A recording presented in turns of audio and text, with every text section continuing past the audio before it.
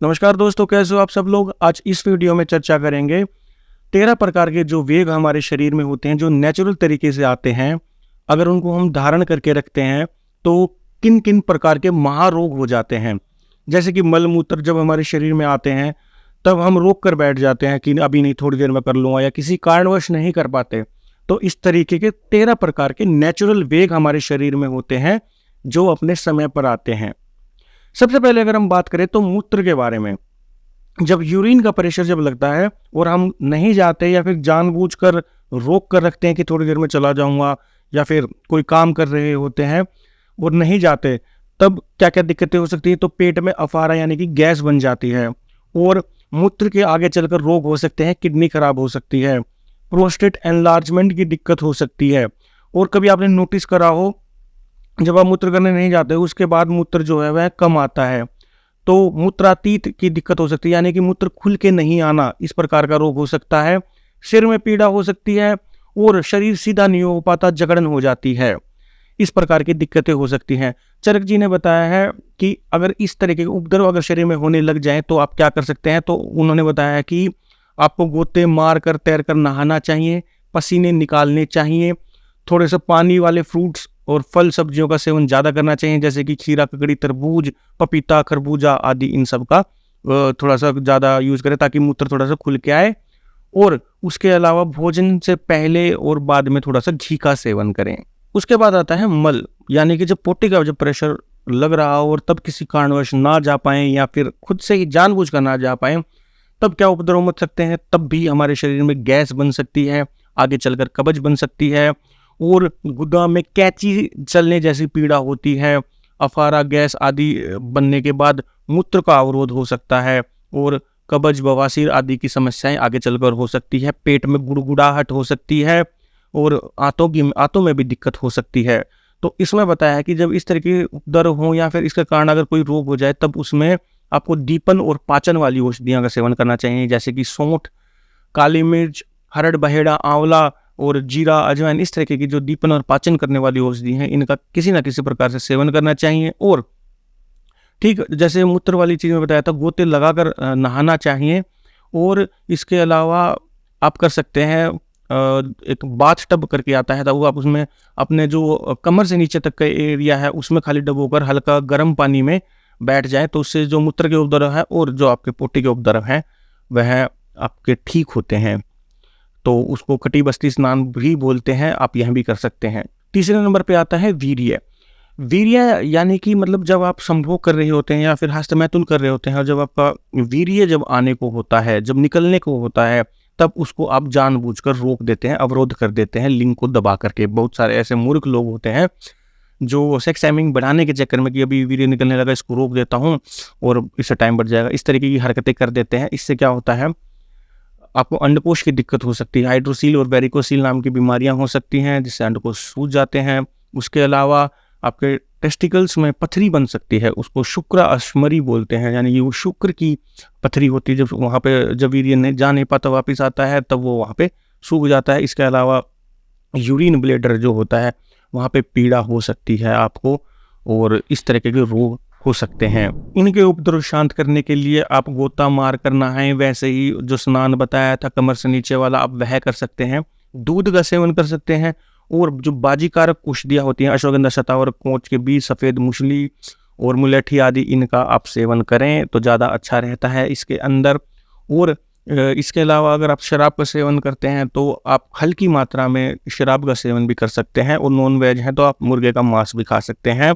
हालांकि मैं इन दोनों चीज़ों से परहेज रखता हूँ, और जो मेरे पेशेंट होते हैं उनको भी मना ही करता हूँ कि इनसे परहेज रखें, लेकिन आयुर्वेद में दिया गया है तो सिर्फ आपको जानकारी पहुँचा रहा हूँ। चौथे नंबर पर जो आता है वह है पाद। कई बार हमारे शरीर में गैस बन जाती है तो जिसके कारण पाद आता है, तो लज्जावश हम रोक लेते हैं कि औरों को पता ना चले, शर्म आ जाती है जिसके कारण।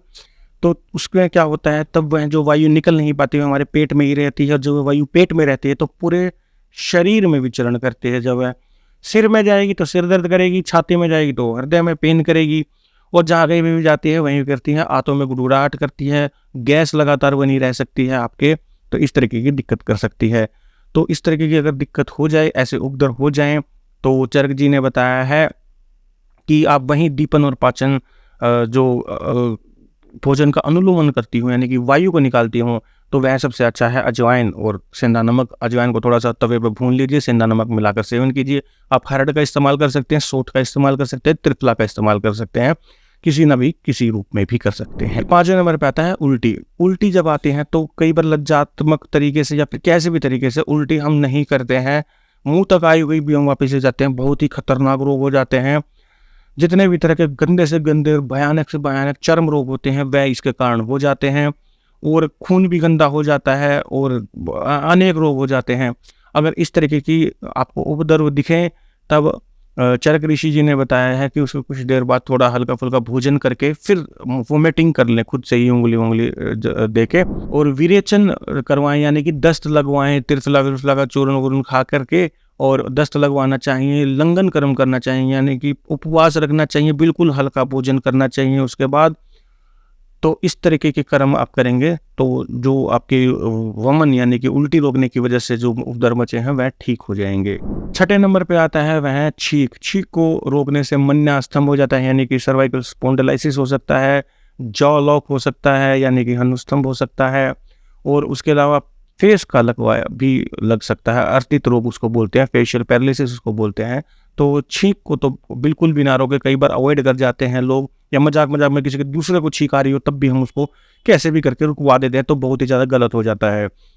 अगर इसमें भी किसी तरह के उपद्रव अगर दिखें या फिर अगर आपसे ऐसा हो जाता है तो संवेदन कर्म करवाइए, यानी कि सिकाई विकाई करवानी चाहिए फेस पे, और उसके अलावा वातनाशक क्रिया करनी चाहिए, जितने भी वातनाशक चीज़ें होती हैं, और जैसे कि दशमूल हो गया, अजवाइन खुद में अपने आप में वातनाशक है, और लहसुन वातनाशक है, तो इनका किसी भी प्रकार में इनका तेल यूज़ कर सकते हैं, या फिर इनको सब्जी वगैरह में डालकर यूज़ कर सकते हैं, या अजवाइन को तवे पे भूनकर यूज़ कर सकते हैं। इस तरीके में आप इनका इस्तेमाल कर सकते हैं, और नस्य कर्म करके भी आप इसको ठीक कर सकते हैं। तो सेंधा सरसों का तेल लेकर के आप 2-2 बूंद नाक में डाल सकते हैं। 7वें नंबर पे आता है डकार। कई बार खाना खाने के बाद जब हमें डकार आती है, या फिर कहीं पे बैठे होते हैं गुरुजनों के पास या किसी सीनियर के पास, एकदम से डकार आ जाती है, तो हम जानबूझ के नहीं लेते, तो ऐसा कारणवश करना पड़ जाता है कई बार। तो उसमें जो उपद्रव मचते हैं वो कई बार हृदय में पीड़ा हो जाती है, पूरे शरीर में भी पीड़ा हो सकती है, खांसी आपके बन सकती है, बार बार में जमाई आना, पेट में गुड़गुड़ाहट भी हो सकती है, और सिर में पीड़ा भी हो सकती है। तो अगर इस तरीके की अगर आपको पीड़ा दिखाई दें, जो वात संबंधित पीड़ा हो, उनको आप संवेदन कर्म से शांत कर सकते हैं, और इससे कई बार हिचकी चलने लग जाती है और कई देर तक चलती रहती है, वो ख़त्म नहीं होती। तो अगर यदि हिचकी अगर इसके कारण चलने लग जाए तो आप 50 ml पानी ले लीजिए, उसके अंदर 2-4 चुटकी सेंधा नमक डाल लीजिए, उसकी 2-2 बूंद अगर आप नाक में डालते हैं तो तुरंत ही आपकी जो हिचकी है वह तुरंत ही चली जाएगी।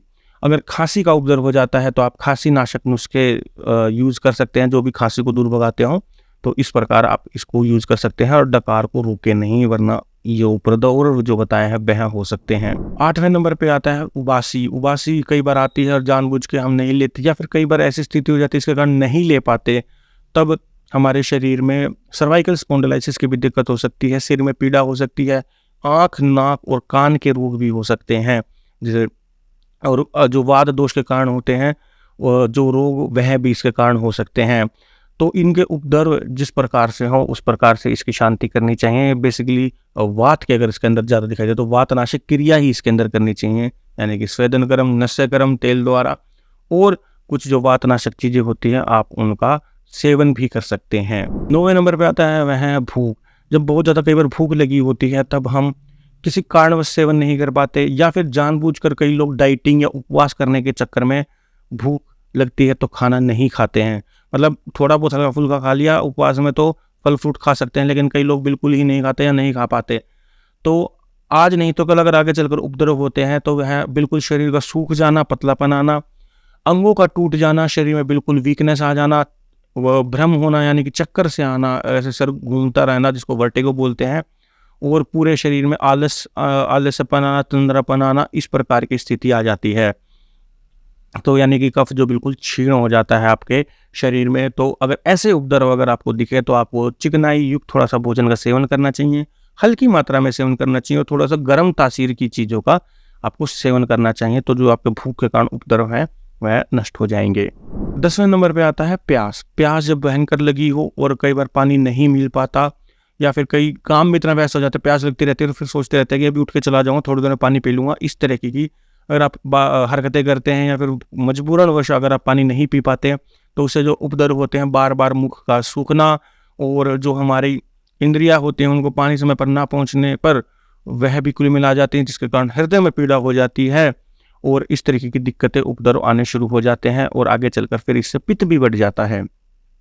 तो अगर आपको लगे कि मेरे हृदय में पीड़ा हो रही है और पित्त की वजह से हो रही है, तो पित्तनाशक क्रिया करनी चाहिए, थोड़ी-सी हल्के ठंडे तासीर की चीज़ें खानी चाहिए और शरीर पे अगर आपको पूरा लग रहा हो कि जल रहा है, तो आपको गीली पट्टी या फिर गीला तौलिया रखना चाहिए उस हिसाब से जितना हिस्सा जल रहा है। और उसके अलावा बार-बार मुख सूख रहा है, तो थोड़ी-सी पानी वाली चीज़ें ज़्यादा खाएँ और इसके लिए आप कर सकते हैं 1 या 2 चम्मच आप शहद मुँह में रख लीजिए। इसका कवल धारण करना है। कवल धारण का मतलब होता है कि जैसे आपने शहद रख लिया और उसके बाद थोड़ी देर उसको मुँह के अंदर ही रखिए, उसको अंदर ना निकले और 5-10 मिनट तक जितनी देर रखा जाए, फिर उसको धीरे-धीरे आप उसको निगलना शुरू कर लीजिए या फिर इसको पूरा का पूरा बाहर थूक भी सकते हैं। 11वें नंबर पे आता है आँसू। जब हमारे शरीर में आँसुओं का वेग आता है, यानी कि जब हम बहुत उदास होते हैं, रोना आता है, तो कई बार मर्द बनकर बहुत मजबूत होने की कोशिश करते हैं कि मैं रोऊँगा नहीं और बहुत ज़्यादा दुःख होता है, तो उसके कारण आँसू आने को होते हैं, लेकिन आप नहीं रोते। तो यह बहुत ही बड़ी दिक्कत वाली बात होती है। उससे आपके हृदय में दिक्कत हो सकती है, उससे आपके आँखों में दिक्कत हो सकती है, नाक में, कान में ईएनटी की प्रॉब्लम हो सकती है और इसके अलावा सिर में भारीपन आ सकता है और उसके अलावा भ्रम हो सकता है, यानी कि चक्कर आना, इस तरीके की दिक्कतें हो सकती हैं। अगर आप ऐसे इन उपद्रवों से अगर आप परेशान हो जाएँ, तो आपको करना क्या है, आपको भरपूर नींद लेनी है और उसके अलावा या फिर उसके बाद कभी रोना आए तो आप रो लीजिए, आँसू निकल जाने दीजिए। यह भी आपके शरीर में हल्कापन लेके आता है। और अगर आप शराब पीते हैं, तो थोड़ी बहुत हल्की-फुल्की मात्रा में शराब पिएँ और अगर डिप्रेशन बहुत ज़्यादा हो गया, उसके कारण रोना आया है और रो नहीं पाए या फिर रोना आपने चाहा ही नहीं, तो फिर आप अपने मित्रों के साथ बैठिए वहाँ पे या फिर जिनके साथ आपका मन लगता है, जहाँ पे आप हँसी-खुशी बातें कर सकते हैं, वहाँ जाइए, तो ये उपद्रव अपने आप मिट जाते हैं। फिर 12वें नंबर पे आता है नींद। नींद अगर जब आप ढंग से नहीं लेते, तो आपको पता ही होता है, पूरे दिन आलस में रहता है, तंद्रा शरीर में छाई रहती है, आलस्य रहता है, किसी भी काम में मन नहीं लगता, बार-बार में नींद आती रहती है, सिर भारी हो जाता है, कई बार हृदय में भी दिक्कत हो जाती है और चक्कर से आने लगते हैं, भ्रम सा होता रहता है, सिर में बड़ी पीड़ा होती है और सिर के रोग भी हो जाते हैं, मेमोरी लॉस होना, चिड़चिड़ापन होना, इस तरीके के उपद्रव आ जाते हैं। अगर इस तरीके के उपद्रव हों, तो उसका सबसे बेहतरीन उपाय यही है कि आपको भरपूर नींद लेनी चाहिए और उसके अलावा किसी और से कहिए कि आपके तलवों पे मालिश कर दे और हथेलियों पे मालिश करें, तो इस तरीके के सारे उपद्रव दूर हो जाएंगे।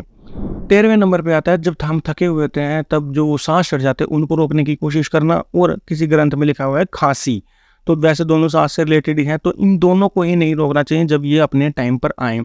सांस को जब बहुत ज़्यादा चढ़े हों, उनको रोकने की वजह से हमारे जो छाती है उसमें दिक्कत हो सकती है और वात बहुत ज़्यादा बढ़ जाता है, क्योंकि जो वायु ही तो होती है, उस वायु को ही अगर आप रोकेंगे तो पूरे शरीर में वायु बढ़ सकती है। और रही बात खांसी की, अगर खांसी का जब वेग आता है, तो खांसी को अगर आप रोकते हैं, तो आपके सबसे पहले जो रोग होंगे छाती के, वह अस्थमा और टीबी और खुद अपने आप में खांसी आगे चलकर हो जाती है, तो फेफड़ों संबंधित ये रोग हो जाते हैं, तो इनको नहीं रोकना चाहिए। जब उपद्रव खांसी के ही उपद्रव हो, तो आपको खांसी नाशक नुस्खे ही करने हैं, टीबी में टीबी वाले, अस्थमा में अस्थमा वाले, तो इस तरह के उपद्रव आपको शांत करने हैं और वात नाशक क्रिया इसके अंदर आपको करनी है। जो भी तेल है या फिर ऊपर से, जैसे कई महिलाएं सरसों के तेल में अजवाइन और लहसुन डाल करके तेल पका लेती हैं, तो वो छाती में मालिश करती हैं, फेफड़ों के लिए बहुत अच्छा रहता है, कफ वगैरह जमा हो, इस तरीके से भी कर सकते हैं। आप नस्य क्रिया कर सकते हैं और वातनाशक क्रिया भी इसके अंदर कर सकते हैं। तो यह थे मुख्य 13 प्रकार के वेग जो हमारे शरीर में नेचुरल तरीके से आए, तो इनको धारण नहीं करना चाहिए और इनको जबरदस्ती भी नहीं हमारे शरीर में लेके आना चाहिए। जबरदस्ती मूतने नहीं जाना चाहिए, जबरदस्ती पोटी करने नहीं जाना चाहिए। जब ये हमारे शरीर में आए, तभी इनसे निवर्त होना चाहिए। कईयों की आदत होती है कि जबरदस्ती पोटी करके आएंगे, शाम के टाइम आती है, नहीं आए तो भी जाके बैठ जाएंगे कि थोड़ी बहुत आ जाएगी, इस तरीके की हरकतें करते हैं।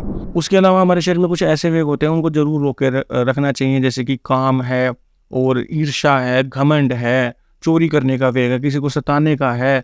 इस तरीके के जो वेग होते हैं घमंड ईर्ष्या वाले, उनका वेग जो होता है उनको कंट्रोल करके रखना चाहिए, उनको हमारे शरीर पे हावी नहीं होने देना चाहिए।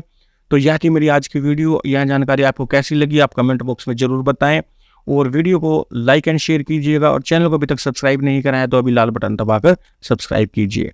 धन्यवाद।